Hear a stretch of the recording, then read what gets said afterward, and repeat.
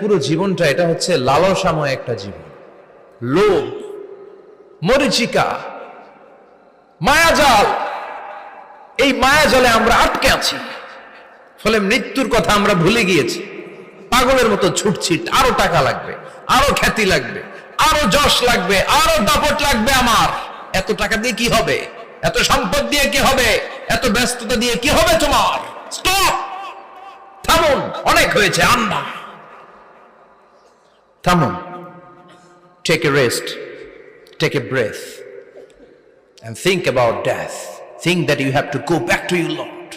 একটু বসেন না, একটু ভাবেন যে আমাকে চলে যেতে হবে, চলে যেতে হবে। এই কোলাহল, এই ব্যস্ততা, এগুলো থাকবে, থাকবো না আমি। সাইয়েদনা ওমর ফারুক বলেছেন, মুতু ক্বাবলা আন তামুতু, মরার আগে একবার মরো। হাসিবু ক্বাবলা আন তুহাসাবু আলাইকুম, তোমার হিসাব নেওয়ার আগে তুমি একবার নিজের হিসাবটা করো না। কাগজ বের করে একটু লিখো না কি কি ভালো কাজ করছিলা, যেগুলো দিয়ে নাজাতের ওসিলা হতে পারে। 1 2 3, আর কি কি আকাম কুকাম করছো দেখো না, লিখে দেখো তোমার অবস্থাটা কি। মরার আগে একবার মরো।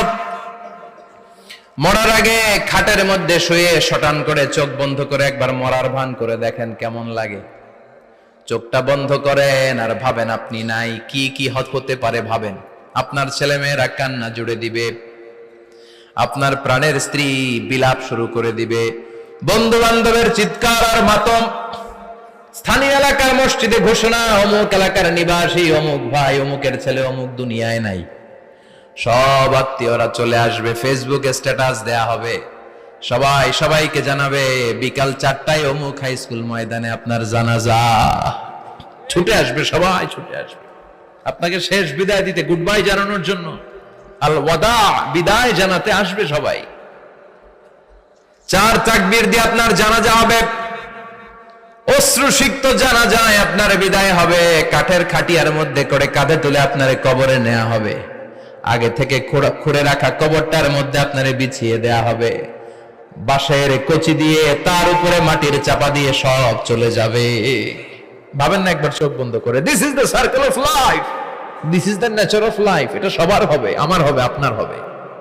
এত মায়া, এত ভালোবাসা কই যাবে? কেউ থাকবে না, সবাই আপনার অন্ধকার কবরে রেখে দিয়ে চলে আসবে। উপরে বাঁশের কঞ্চি, তার উপরে মাটির চাপা, অন্ধকার আর অন্ধকার। এই অন্ধকার যেন শেষ হতে চায় না, শুধুই অন্ধকার, ঠিক কিনা? এজন্য আমাদের চলে যেতে হবে। দাদা গেল, চাচা গেল, মামা গেল, আমাদেরকেও যেতে হবে, জোরে কোন ঠিক কিনা? একদিন মাটির ভেতরে হবে ঘরে মন আমার, কেন বন্ধ দালান ঘর, প্রাণ পাখি উড়ে যাবে পিঞ্জর ছেড়ে।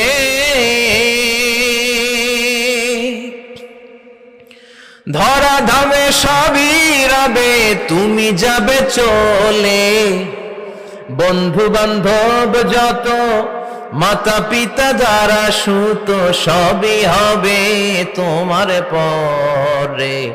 মন আমার কেন বন্ধ দালান ঘর, একদিন মাটির ভেতরে হবে ঘরে মন আমার, কেন বন্ধ দালান ঘর, ঠিক কিনা? সব পরে থাকবে, চলে যেতে হবে আমাদেরকে। এজন্য আখিরাতের কথা যেন আমাদের স্মরণ হয়। বিশ্বনবী বলতেন, নাহাইতুকুম আন জিয়ারাতিল কুবুর, আমি তোমাদেরকে কবর জিয়ারত করতে আগে নিষেধ করতাম, কিন্তু এখন নিষেধাজ্ঞা প্রত্যাহার করে নিলাম। এখন সব সময় তোমরা কবরের সামনে যাবা আর জিয়ারত করবা। কবরস্থানে জানতো বড়ুয়া কৃষ্ণপুরের এই গ্রামের কবরস্থান আছে কোন দিকে? জলের ওদিকে। যান আপনারা, একটু যাবেন, একটু গেলে আখিরাতের কথাটা স্মরণ হবে। ওখানে ছোট শিশুরা শুয়ে আছে, কিশোর যুবকরা আছে, আপনার মতো তাগড়া যুবক মুরব্বীরা আছে। এরা এই এলাকায় থাকতো, এরা আকাশ থেকে নেমে আসে না, এই এলাকার সন্তান, আজ নাই।